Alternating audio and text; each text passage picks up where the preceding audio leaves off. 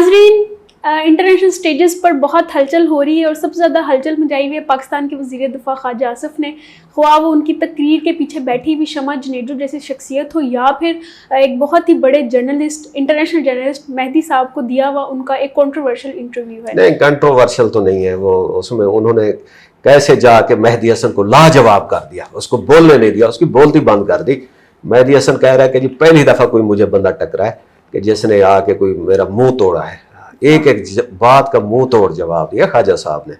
مجھے تو لگ رہا تھا کہ وہ الٹا ہو رہا ہے کہ جو بات وہ پوچھ رہے ہیں اس کے برعکس وہ جواب دے رہے ہیں۔ دیکھیں نا یہی تو آپ کا باعث ہے، وہ آپ نے مہدی کا وہ دیکھا نہیں تھا، وہ ورنہ بات کر کے نا جب اگلا کوئی لاجواب ہوتا تو مسکراتا ہے، میں نے اس کے چہرے پہ ایک سمائل نہیں دیکھی، اتنا وہ پریشان تھا پسینے، وہ ٹیشو ڈھونڈ رہا تھا کہ بھئی یہ آج میرا کس سے واسطہ پڑا ہے۔ دیکھیں جب اس نے پوچھا کہ جی آپ وزیر دفاع ہیں اور آپ کا جو آرمی چیف ہے وہ آپ کے کمانڈ میں ہے، آپ کا سب آرڈینیٹ ہے، لیکن وہ زیادہ پاورفل ہے، ٹھیک ہے، تو اس پہ خواجہ صاحب نے کیسا اس کو منہ توڑ جواب دیا۔ انہوں نے کہا کہ یہ بات سنیں، یہ انہوں نے دل میں کہا، انہوں نے کہا کہ دیکھیں میں پولیٹیکل اپوائنٹی ہوں، وہ آرمی کے اپوائنٹی ہیں، تو کوئی اور بات کریں۔ وہ اس کے کوئی کوشچن ہی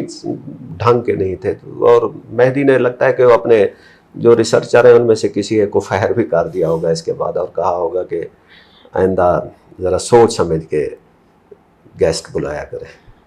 مہدی صاحب کا تو چلے جو ہو گیا، لیکن وہ جو ایک ان کی تقریر کے پیچھے بیٹھی ہوئی شخصیت تھی شمع جنیڈو، جو کہ ایک ویسے تو کینسر سروائیور ہیں، ہم ان کی رسپیکٹ کرتے ہیں، لیکن ان کو بہت پرو اسرائیلی بنا کے پیش کیا گیا ہے، اور حالانکہ وہ کہہ رہی ہیں کہ میں تو غزہ کے حق میں ہر روز اٹھ کے ایک ٹویٹ کر رہی ہوتی ہوں، تو یہ کیا ماجرا ہے؟ وہ آپ کو کیا لگتا ہے ان کی ہسٹری کس طرح میچ کر رہی ہے؟ وہ خواجہ صاحب کو مسئلہ تھا کہ وہ پیچھے کیوں بیٹھی تھی، ذرا ساتھ ادھر اس میں بیٹھنا چاہیے تھا۔ ٹرمپ کو دیکھ رہا تھا اور دنیا بھر کے جو پریزیڈنٹ اور وہ آتے ہیں ان کی بورنگ قسم کی تصویریں، ان کو اصل میں وہ اس پہ گلا ہے کہ جی یہ شمع جنید جو وہ پیچھے بیٹھے ہیں، بات پھر ان کے ٹویٹس میں چلی گئی۔ بھئی ٹویٹس تو ٹویٹس ہوتے ہیں، کوئی بندہ کبھی غصے میں کر دیتا ہے، کسی خوشی میں کر دیتا ہے، اور وہ کہتی ہیں کہ جو میں اسرائیل کا ٹویٹ تھا وہ میں نے ڈیلیٹ کر دیا۔ اچھا ہاں غلطی سے۔ ٹھیک ہے، تو خواجہ آصف کے اس دفعہ انہوں نے وہ ایک جو فلسطینیوں کا ایک اسپیشل اسکارف ہوتا ہے جس کو اکثر کیا بولتے ہیں، کفایہ،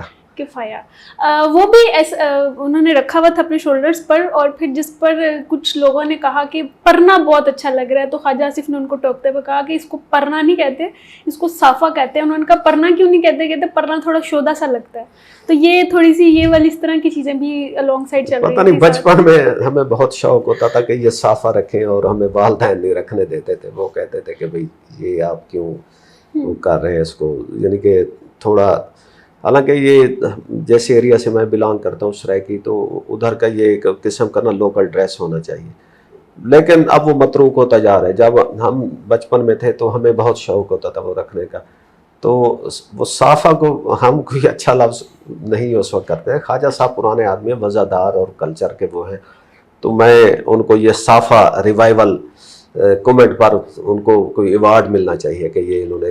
کلچر کی نمائندگی کی ہے۔ یہ پوچھنا چاہتی ہوں کہ ان کے ساتھ کوئی اسٹائلسٹ اس طرح کے کوئی نہیں چاہتے ہیں؟ ظاہر سی بات ہے اتنے ٹبر کے ٹبر اٹھا کے لے جاتے ہیں اپنے صحافیوں کے اور باقی رشتہ داروں کے اور سب کے دوستوں کے دوست بھی لے جاتے ہیں، تو کوئی اسٹائلسٹ نہیں تھا؟ کیونکہ مجھے بیسک مسئلہ یہی ہے کہ اگر آپ پینٹ کوٹ کے اوپر اس کو اس طرح کر کے لے رہے ہوتے ہیں تو وہ تھوڑا سا دہشت گردی والا جو ٹچ ہے نا، جو انڈین موویز میں ہمارے مسلمانوں کو دہشت گرد دکھاتے ہیں جنہوں نے وہ اس طرح شولڈرز پہ رکھا ہوتا ہے، یا پھر وہ لگتا ہے، اور اگر یا پھر سر پہ باندھے تو وہ عربک ٹچ آ رہا ہوتا ہے۔ تو بیسکلی اس کو باندھنے کا اگر انہوں نے ریپرزینٹ کرنا تھا تو گلے میں ایک جس طرح پیارا سا بو یا ٹائی یا اس طرح کر کے کوئی باندھتے نا اسکارف ٹائپ، اس طرح باندھنا چاہیے تھا، پھر اس کو وہ ذرا زیادہ اچھا لگتا۔ وہ جس طرح انہوں نے بس رفلی انداز میں شولڈرز پہ رکھا ہوا تھا، مجھے وہ زیادہ اچھا نہیں لگا۔ بہرحال خواجہ صاحب تو فلمیں نہیں دیکھتے، وہ تو فلمیں بناتے ہیں۔ ان کا جو ایک جو ڈائلاگ ہوتا ہے وہ جناب ان کی جو پارلیمنٹ میں کی گئی تقریریں ہیں وہ ایک قسم کا شاہکار ہے، ماسٹر پیس ہے۔ اور آپ کو پتہ ہے کہ جب مہدی حسن جو ہے نا وہ سافٹ ٹارگٹ کی تلاش میں تھا، وہ دوسرے جو ممبرز تھے نا ان سے اپروچ کر رہا تھا، سب کے پسینے چھوٹ رہے تھے، کیونکہ وہ مہدی حسن جو ہے نا وہ ادھر کا جو ہے نا یوں سمجھے شاہ زیب خان زادہ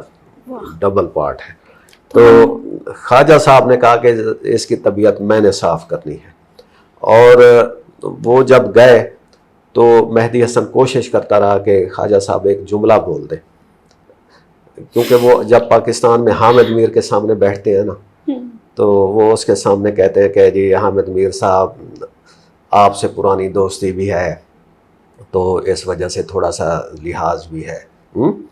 تو مہدی حسن کی کوشش تھی کہ خواجہ صاحب اگر یہ لفظ بول دینا تو اس کا پروفائل کہیں کا کہیں پہنچ جائے گا، لیکن خواجہ صاحب اصول کے پکے ہیں کہ جیسے دوستی نہیں ہے